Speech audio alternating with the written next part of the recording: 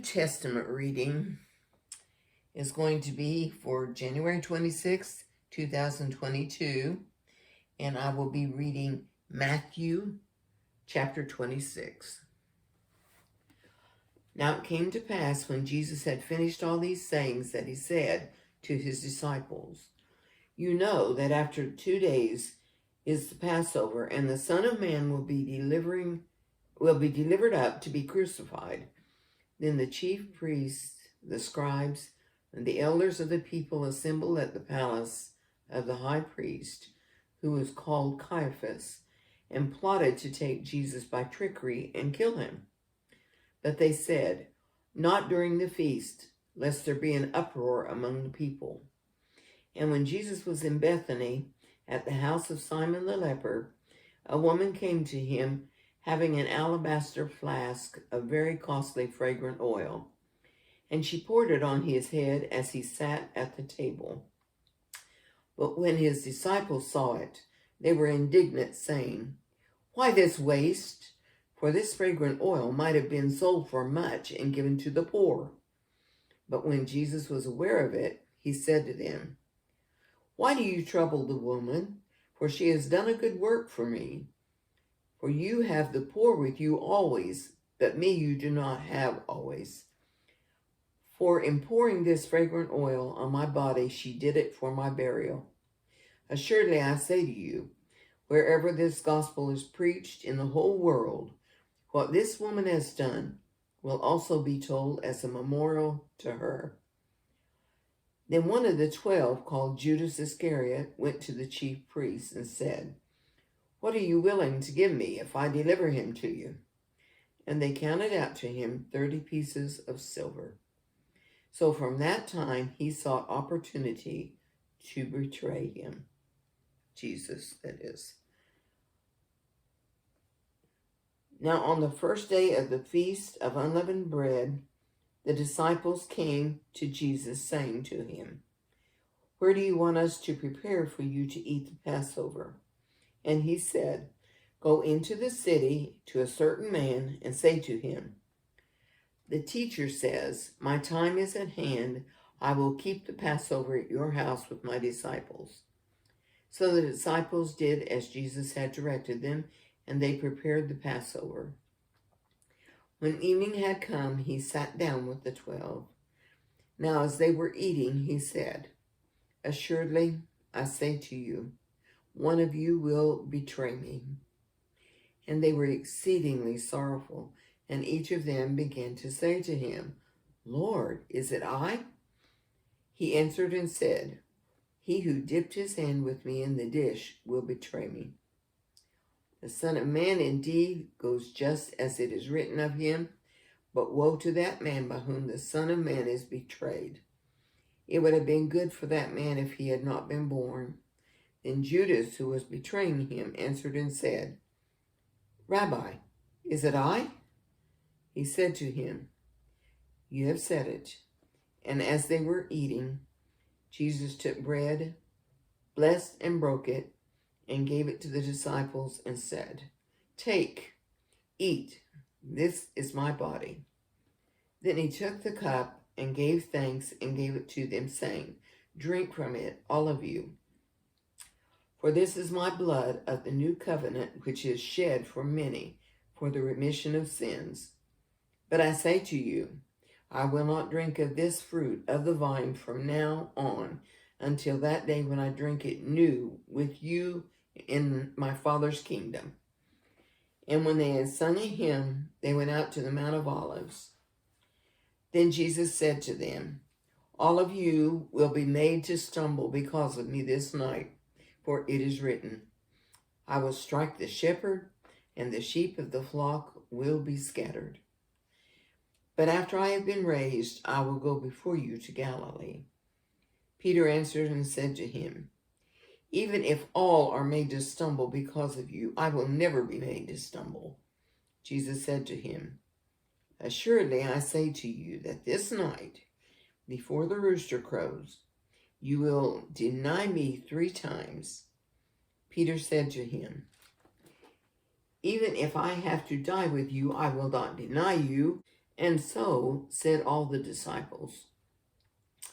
Then Jesus came with them to a place called Gethsemane, and said to the disciples, "Sit here while I go and pray over there." And he took with him Peter and the two sons of Zebedee, and he began to be sorrowful and deeply distressed. Then he said to them, "My soul is exceedingly sorrowful, even to death. Stay here and watch with me." He went a little farther and fell on his face and prayed, saying, "Oh, my Father, if it is possible, let this cup pass from me. Nevertheless, not as I will, but as you will." Then he came to the disciples and found them sleeping, and said to Peter, "What, could you not watch with me 1 hour? Watch and pray, lest you enter into temptation. The spirit indeed is willing, but the flesh is weak." Again, a second time, he went away and prayed, saying, "Oh, my Father, if this cup cannot pass away from me, unless I drink it, your will be done." And he came and found them asleep again, for their eyes were heavy. Excuse me.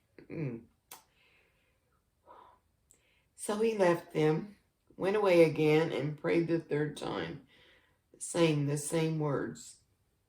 Then he came to his disciples and said to them, "Are you still sleeping and resting? Behold, the hour is at hand, and the Son of Man is being betrayed into the hands of sinners. Rise, let us be going. See, my betrayer is at hand." And while he was still speaking, behold, Judas, one of the 12, with a great multitude with swords and clubs, came from the chief priests and elders of the people. Now his betrayer had given them a sign, saying, "Whomever I kiss, he is the one. Seize him." Immediately he went up to Jesus and said, "Greetings, Rabbi," and kissed him. But Jesus said to him, "Friend, why have you come?" Then they came and laid hands on Jesus and took him. And suddenly one of those who were with Jesus stretched out his hand and drew his sword, struck the servant of the high priest, and cut off his ear. But Jesus said to him, "Put your sword in its place, for all who take the sword will perish by the sword. Or do you think that I cannot now pray to my Father, and he will provide me with more than 12 legions of angels? How then could the scriptures be fulfilled that it must happen thus?" In that hour, Jesus said to the multitudes, "Have you come out as against a robber with swords and clubs to take me? I sat daily with you, teaching in the temple, and you did not seize me. But all this was done that the scriptures of the prophets might be fulfilled." Then all the disciples forsook him and fled. And those who had laid hold of Jesus led him away to Caiaphas, the high priest, where the scribes and the elders were assembled. But Peter followed him at a distance to the high priest's courtyard, and he went in and sat with the servants to see the end. Now the chief priests, the elders, and all the council sought false testimony against Jesus to put him to death, but found none. Even though many false witnesses came forward, they found none. But at last 2 false witnesses came forward and said, "This fellow said, I am able to destroy the temple of God and to build it in 3 days." And the high priest arose and said to him, "Do you answer nothing? What is it these men testify against you?" But Jesus kept silent.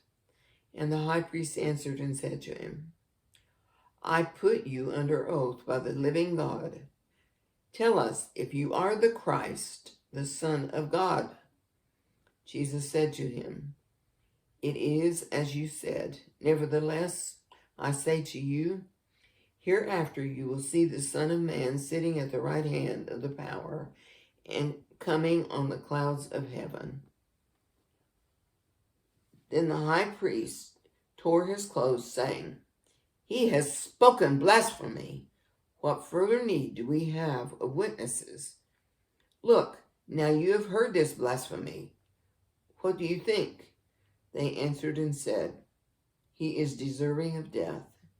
Then they spat in his face and beat him, and others struck him with the palms of their hands, saying, "Prophesy to us, Christ.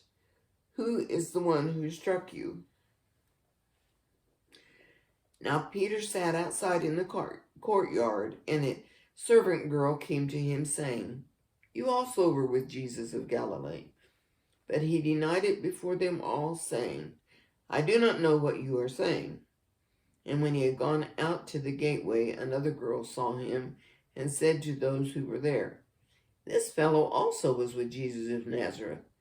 But again he denied with an oath, "I do not know the man."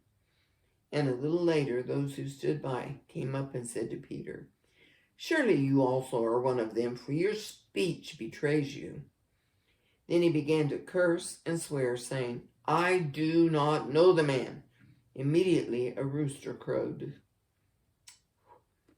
And Peter remembered the word of Jesus, who had said to him, "Before the rooster crows, you will deny me 3 times." So he went out and wept bitterly.